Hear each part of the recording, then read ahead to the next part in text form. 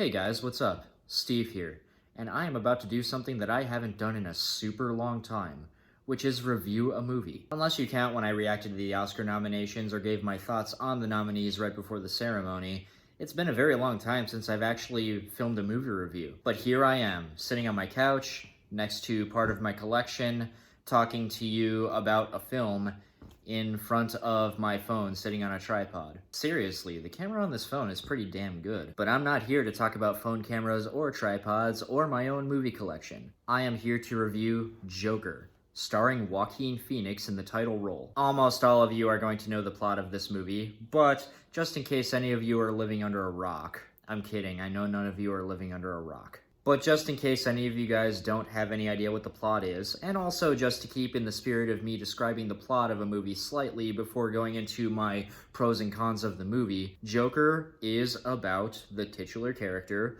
who is one of the biggest supervillains of all time. But it's more so about Arthur Fleck, the man who eventually became the Joker, and why he became the Joker. I was honestly a little apprehensive about seeing this movie. It had nothing to do with the violence controversy, although I will get to that later on in the review, but it mostly had to do with the idea that, number one, this is a movie about one of the biggest villains of all time, and they're doing it at what is pretty much the pinnacle of a giant era of superhero movies that has kind of led to superhero fatigue for a lot of people. Also, I'm just gonna say it, Joaquin Phoenix, I do think he's an extraordinary actor, but you also have to take into account that he is taking on the role of somebody that was previously played by Heath Ledger in The Dark Knight, and that performance by Heath Ledger is widely considered one of the best supporting performances of all time. It's one of those performances that pretty much steals the entire show from the rest of the cast. For most people, when you mention the Joker, they automatically think of Heath Ledger in The Dark Knight.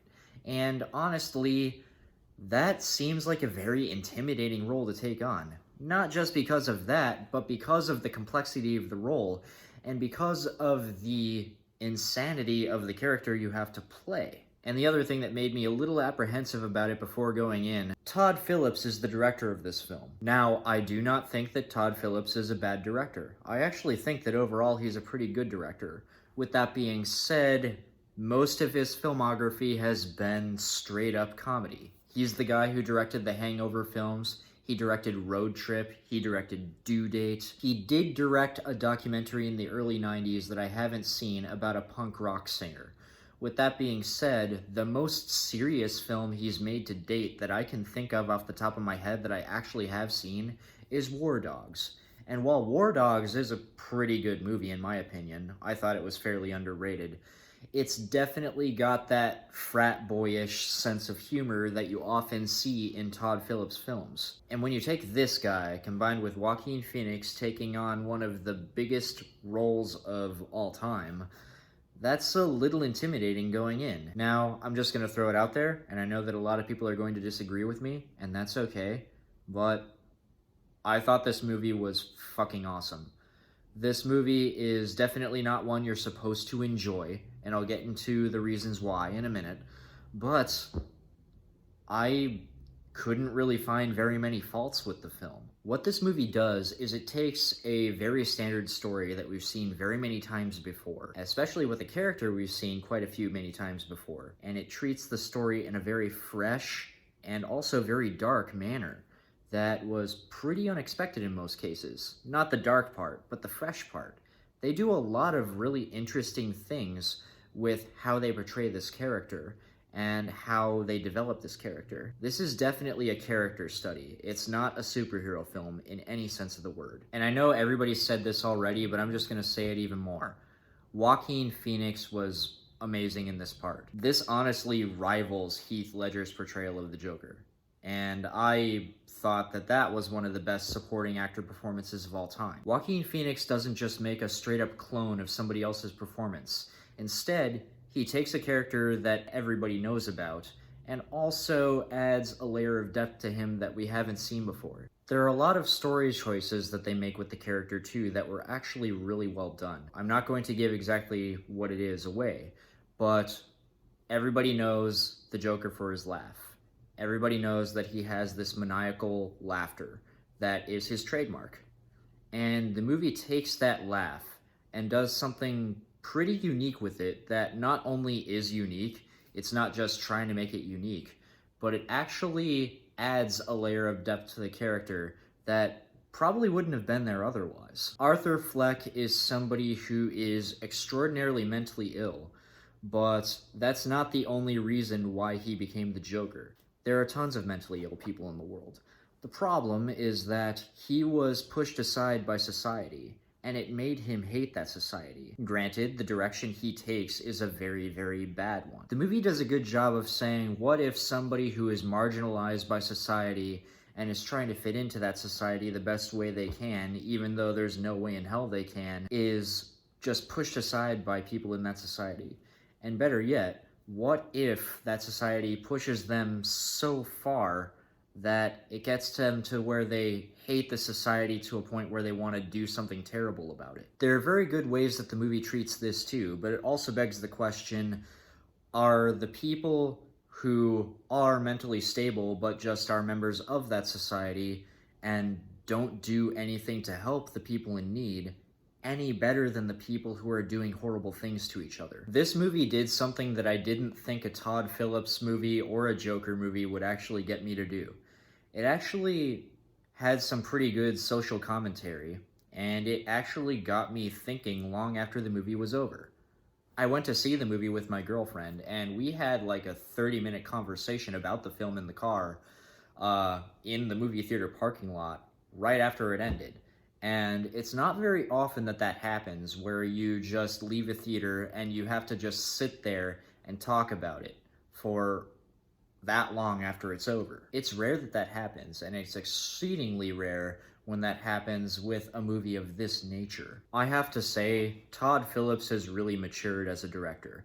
Again, I haven't seen any of the movies that he made before he made Road Trip, but I gotta say, he really has matured. I never expected this caliber work out of him, and I can't wait to see what he does next. And again, I'm not saying he's a bad director. I never thought he was a bad director. He directed some of the funniest comedies I've seen. It's just, that's kind of the category I lumped him into, unfortunately. And I didn't expect him to do such a good job with a very dark and very sincere story. And from a straight-up filmmaking perspective, this movie is amazing as well. The cinematography is excellent. It undercuts the character in a very good way, as well as the editing. There are a lot of really well-edited scenes. And it's a combination of all of these things. The editing, the cinematography, the music, which is very dark but very good as well, and doesn't totally overshadow the rest of the movie, and Joaquin Phoenix's performance, and the writing, that makes the film not enjoyable. And I say that in the best way I possibly can. This movie is trying to get under your skin and make you think by getting under your skin. There are very many moments where I felt uncomfortable watching the movie. Not in a way that I felt like I needed to leave the theater, but I just felt uncomfortable. For example, I'm not going to give away what happens. As I mentioned before, this is a spoiler-free review. But there are very many scenes in the film that have what I would call uncomfortable comedy, where there is a little bit of a joke or something that would be treated as hilarious in another film, but they find a way through Joaquin Phoenix's performance and through the circumstances surrounding what happened to make it feel severely uncomfortable. Just to give you an example of this, when I saw the film, I was sitting in a packed theater. Really shocking, right? One of the biggest movies of the year. It was an extremely packed theater, and there was a scene where something happened that many movies would treat as really, really funny. And it was staged in a fairly comedic way.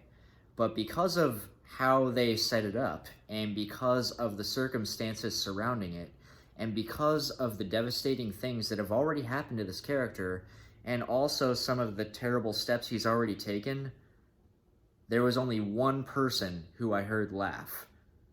One. Everybody else was just silent. And it wasn't because of failed comedy. It was because it just felt extraordinarily uncomfortable.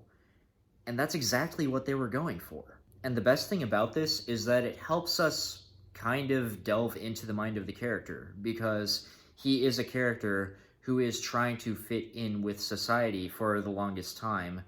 And one of the ways he does that is to try to make people smile and try to make people laugh and actually try to be taken seriously at some points. And when this happens to him, and when he just messes up in some way, it doesn't feel hilarious. It feels devastating.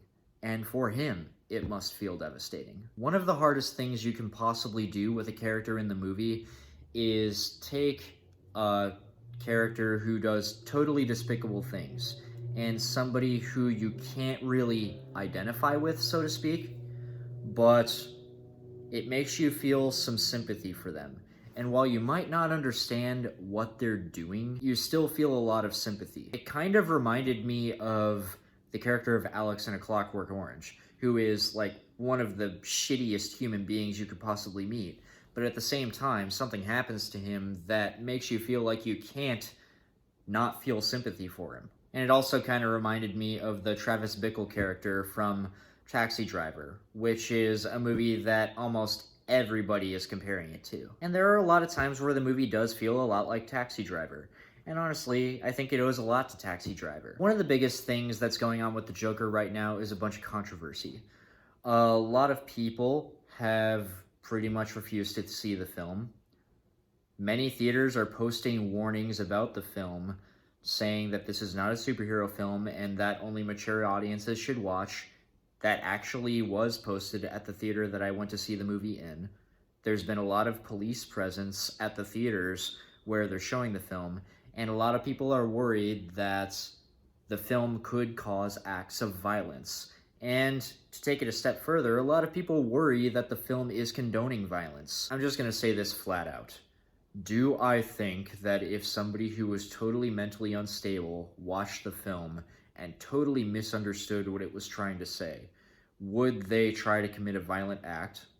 I do think that's possible, which is why I don't think it's a terrible idea that theaters are taking measures to just tell people, hey, this isn't your standard superhero film. This is a very mature and dark movie, and you should take some discretion before watching it. Now, do I think that the point of the movie is to condone violence? Or do I think that it condones violence? Hell no. This movie does not condone violence at all. There are a couple of times where what happens is shown in kind of a sensational way, I guess you could say it, but it's not because they're saying that it's a good thing. Through that, they're trying to show that it's a terrible thing, and they're trying to show you what happened with this character. And just to add to this, honestly, while I do understand why people are worried about the film to some degree, like I mentioned before, why aren't they worried about so many of the other films that have come out in recent years? Why are people up in arms about this film, but not about films that do something similar, but in a totally cheesy way, or a totally unrealistic way, or a way that's realistic, but isn't depicted as a character study, and isn't depicted as a tragic thing? The thing about this film is that it's a very mature treatment of the subject matter, and it's one of those rare movies that actually makes you ask yourself some questions after seeing it. And that's the point of art, to get us to ask questions about ourselves and about life. Now, you could argue that happy art does that too sometimes, and that you don't have to stoop to the level of violence to do that. But at the same time, I don't really know if I want to live in a world where the art that I am choosing to view or see is not taking any risks. Nor do I want to live in a world where I'm not posed the questions that are tough. Nor do I want to live in a world where everything is simple. This is a very complicated and complex movie, and I wasn't expecting that of Joker. And it was done in such a good way that I've got to recommend it if you are into that sort of thing. If you want to see a great performance, and if you want to see a very well-made film, and if you aren't scared of going to see a film with a very dark subject matter, and if you actually want to be posed some questions and think after you see the film, then I would recommend going to see this one. Alright guys, with that being said, that's it for today, and I'll see you guys later. Have a good one.